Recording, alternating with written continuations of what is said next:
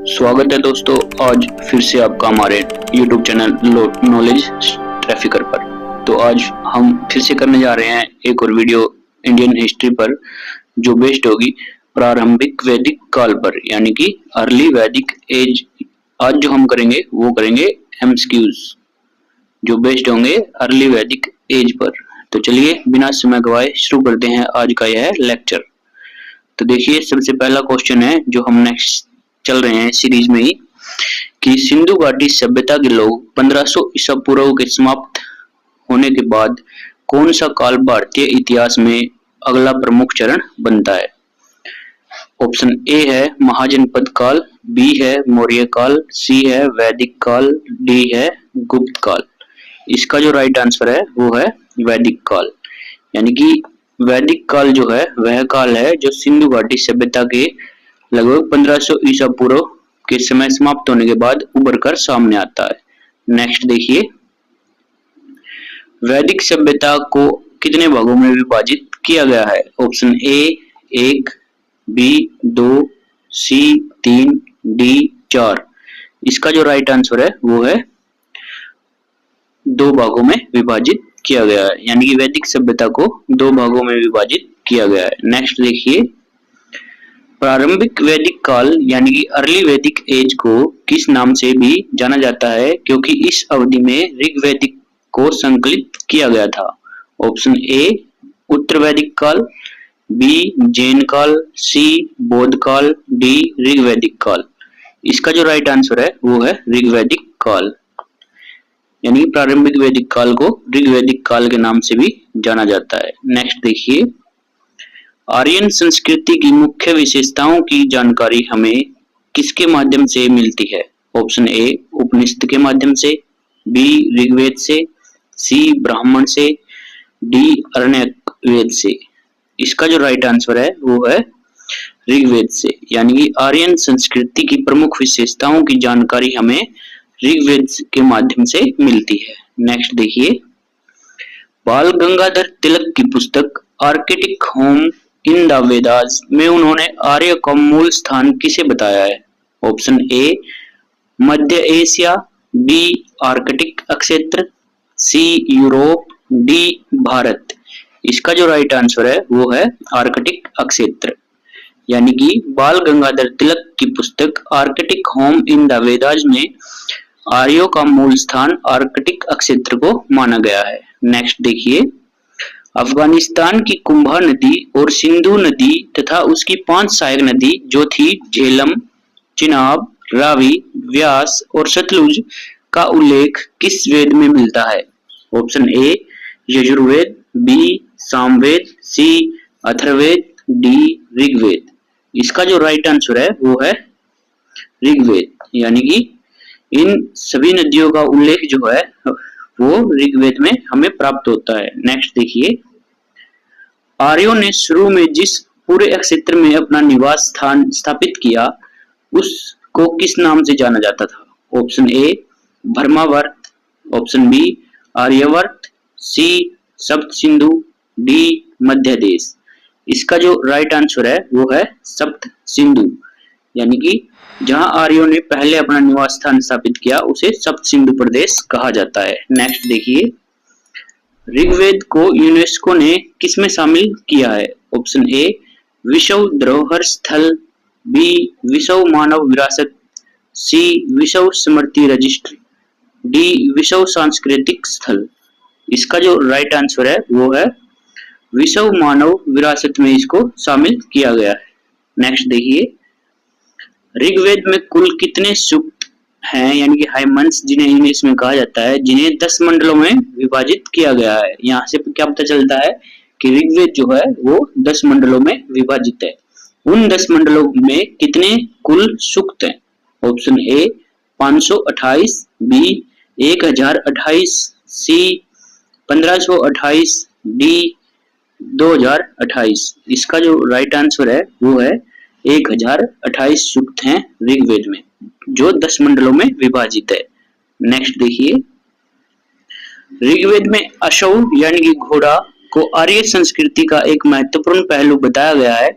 इसके समान शब्द किन भाषाओं में मिलते हैं? ऑप्शन ए द्रविड़ भाषाएं, बी संस्कृत, अवेस्तान, ग्रीक, लैटिन या अन्य इंडो यूरोपीय भाषाओं में, सी है चीनी और जापानी भाषाओं में, डी है अरबी और फारसी भाषाओं में। इसका जो राइट आंसर है वो है ऑप्शन बी यानी कि संस्कृत, अवेस्तान, ग्रीक, लैटिन और अन्य इंडो यूरोपीय भाषाओं में जो है ऋग्वेद में अश्व जैसे या घोड़ा की आर्य संस्कृति का महत्वपूर्ण पहलू बताया गया है, यानी कि घोड़े को या अश्व को आर्य संस्कृति का महत्वपूर्ण पहलू बताया गया है। नेक्स्ट देखिए, ऋग्वेद संस्कृति में दाह संस्कार यानी कि क्रीमेंशन जो है एक महत्वपूर्ण आर्य विशेषता थी। यह प्रथा किन ग्रंथों में देखने को मिलती है? ऑप्शन ए है मेसोपोटामिया के ग्रंथ में, बी है वैदिक अवेस्ता और होमेरिक ग्रंथ में, सी है सिंधु घाटी सभ्यता के ग्रंथ में, डी है मिस्र के ग्रंथ में। इसका जो राइट आंसर है वो है ऑप्शन बी यानी कि वैदिक अवेस्ता और होमेरिक ग्रंथ में जो है ऋग्वैदिक संस्कृति के दाह संस्कार का एक महत्वपूर्ण जो देखने को मिलता है, यानी क्रिमिनेशन दाह संस्कार जो मृत्यु के बाद शरीर का किया जाता है वो वैदिक अवेस्ता और होमेरिक ग्रंथ में देखने को मिलता है। नेक्स्ट देखिए, ऋग्वैदिक संस्कृति में जनजाति को क्या कहा जाता है? ऑप्शन ए है ग्राम, बी विश, सी जन, डी राष्ट्र। इसका जो राइट आंसर है वो है इसको कहा जाता है जन, यानी कि ऋग्वैदिक संस्कृति में जनजाति को क्या कहा गया है?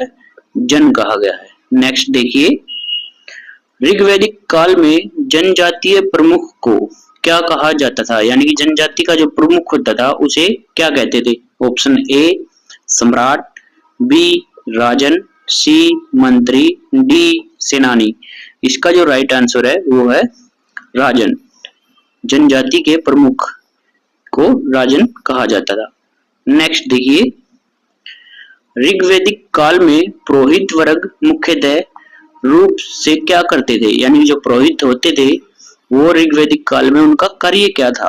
ऑप्शन ए कृषि, बी व्यापार, सी धार्मिक अनुष्ठान, डी शासन। इसका जो राइट आंसर है वो है धार्मिक अनुष्ठान, यानी कि धार्मिक अनुष्ठान करने के लिए यज्ञ इत्यादि करने के लिए राजा की शक्तियों को बढ़ाने के लिए जो यज्ञ किए जाते थे वो पुरोहित वर्ग के द्वारा किए जाते थे। नेक्स्ट देखिए, ऋग्वेद में कई सभाओं का उल्लेख किया गया है। सभा क्या थी? ऑप्शन ए आम जनता के सदस्यों से बनी एक बड़ी सभा, बी अभिजात वर्ग का एक छोटा निकाय, सी जनजातीय सभा, डी सैनिकों का समूह। इसका जो राइट आंसर है वो है अभिजात वर्ग का एक छोटा निकाय हुआ करता था। जो क्या हुआ था करता कौन हुआ करता था? सभा। यानी कि जो सभाओं का उल्लेख है वो सभा क्या थी? वो सभा थी अभिजात वर्ग का एक छोटा सा निकाय। नेक्स्ट देखिए, अब समिति की चर्चा करता है कि समिति क्या थी जिसका नेता राजन हुआ करता था। ऑप्शन ए अभिजात वर्ग का एक छोटा निकाय, बी आम जनता के सदस्यों से बनी एक बड़ी सभा, सी जनजातीय सभा, डी सैनिकों का समूह। इसका जो राइट आंसर है वो हो जाएगा ऑप्शन बी, यानी कि आम जनता के सदस्यों से बनी एक बड़ी सभा। तो समिति क्या थी? बड़ी सभा थी, और जो सभा थी वो छोटा निकाय थी। यानी कि सभा और समिति दो का यहाँ पर जिक्र किया गया है, एक है सभा और एक है समिति। तो समिति जो थी वो थी बड़ी सभा और जो सभा थी वो था छोटा निकाय। चलिए नेक्स्ट पर, ऋग्वेद में उल्लेखित 10 राजाओं का युद्ध या बैटल ऑफ 10 किंग्स किस नदी के तट पर हुआ? ऑप्शन ए सिंधु नदी, बी झेलम नदी, सी प्रोशनी जिसे रावी नदी भी कहा जाता है, डी सतलज। इसका जो राइट आंसर है वो है प्रोशनी नदी, यानी कि रावी नदी के तट पर जो है 10 राजाओं का युद्ध हुआ था। नेक्स्ट है 10 राजाओं का युद्ध किसके बीच हुआ था? ऑप्शन ए पुरु और भरत के बीच, बी है भरत और 10 दूसरी जनजातियों के बीच, सी है आर्य और गैर आर्यों के बीच, डी है मगध और कौशल के बीच। इसका जो राइट आंसर है वो है भारत और 10 दूसरी जनजातियों के बीच जो है यह युद्ध लड़ा गया था। नेक्स्ट देखिए, ऋग्वैदिक समाज की सामाजिक संरचना यानी कि समाज कैसा था का आधार क्या था, यानी कि सबसे छोटी इकाई या आधार क्या था। ऑप्शन ए वर्ण, बी वर्ग, सी संबंध, डी व्यवसाय।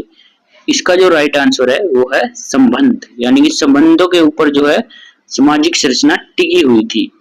एक दूसरे से जो संबंध था, जैसे कोई किसी का पिता था, कोई किसी का बेटा था, कोई किसी की दादी थी, उन्हीं संबंधों के ऊपर वो समाज जो है उसका आधार था।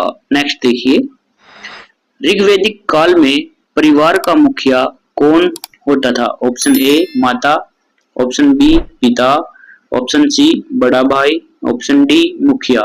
इसका जो राइट आंसर है वो है पिता, यानी कि ऋग्वैदिक काल में परिवार का मुखिया पिता होता था। नेक्स्ट देखिए, ऋग्वैदिक काल में किस प्रथा का प्रचलन नहीं था। ऑप्शन ए बाल विवाह, बी सती प्रथा, बी है सती प्रथा, सी है पर्दा प्रथा और डी है उपरोक्त सभी। इसका जो राइट आंसर है वो है उपरोक्त सभी। ऋग्वैदिक काल में हमें इन तीनों की ही अनुपस्थिति दिखाई देती है, यानी कि ये तीनों ही नहीं थे।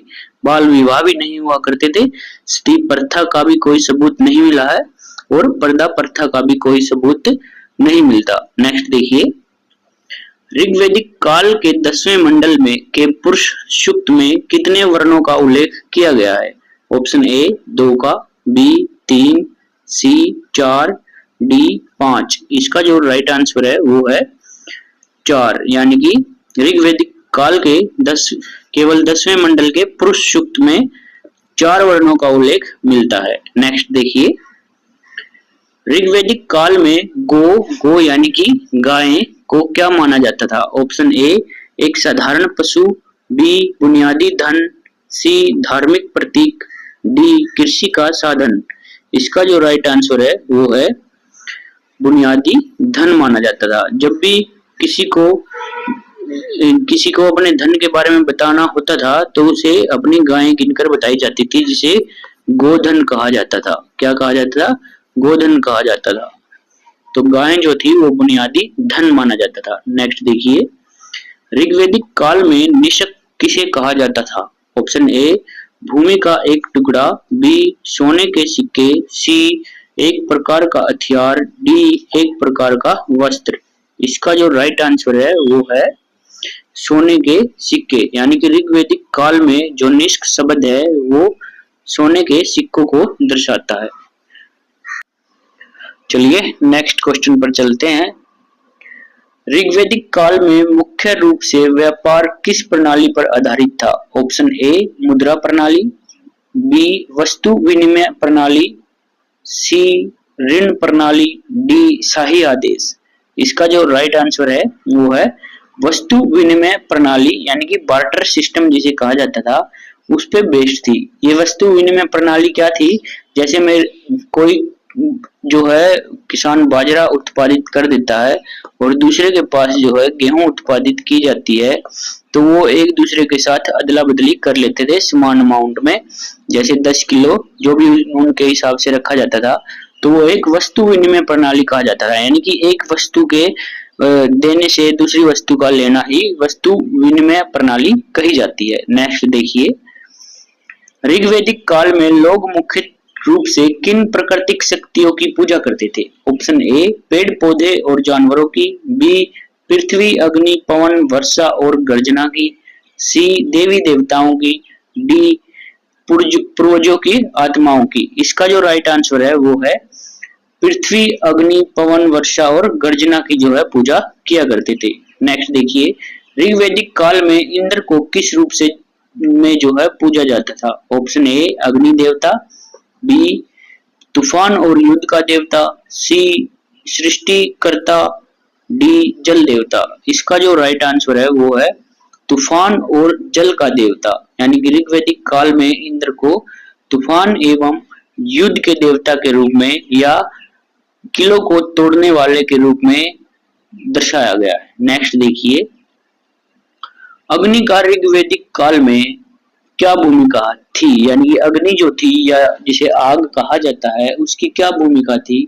ऑप्शन ए वर्षा के देवता थे, बी देवताओं और मनुष्यों के बीच मध्यस्थ था, सी धन का देवता था, डी युद्ध का देवता था। इसका जो राइट आंसर है वो है देवताओं और मनुष्यों के बीच मध्यस्थ का कार्य जो है अग्नि को कहा जाता था। यानी कि जब भी देवताओं को कोई चीज अर्पित करनी होती थी तो यज्ञ किया जाता था और अग्नि कुंड में जो है वह वस्तुएं जो है अग्नि में प्रज्वलित या जलाई जाती थी, जिससे यह एक मध्यस्थ का कार्य करता है। नेक्स्ट देखिए, प्रसिद्ध गायत्री मंत्र किस देवता को समर्पित है? ऑप्शन ए इंद्र को, बी अग्नि को, सी सविता या सूर्य को, डी वरुण। इसका जो राइट आंसर है वो है सविता या सूर्य को समर्पित है। क्या समर्पित है? गायत्री मंत्र। तो दोस्तों इसी के साथ हमारा यह लेक्चर आज का यहीं कंप्लीट होता है। आगे हम पढ़ेंगे उत्तर वैदिक काल पर प्रश्न एमसीक्यूज। तो आशा करता हूँ आपको यह वीडियो अच्छी लगी होगी। अगर आपको यह वीडियो अच्छी लगी है तो अपने दोस्तों के साथ शेयर कीजिए, सब्सक्राइब कीजिए और हमारे चैनल को लाइक कीजिए। ज्यादा से ज्यादा आपका शेयर हमारे चैनल को आगे बढ़ाने में सहायक होगा और ऐसे ही अच्छे अच्छे क्वेश्चंस हम आपके सामने लाते रहेंगे। तो दोस्तों धन्यवाद आपका यहाँ तक बने रहने के लिए।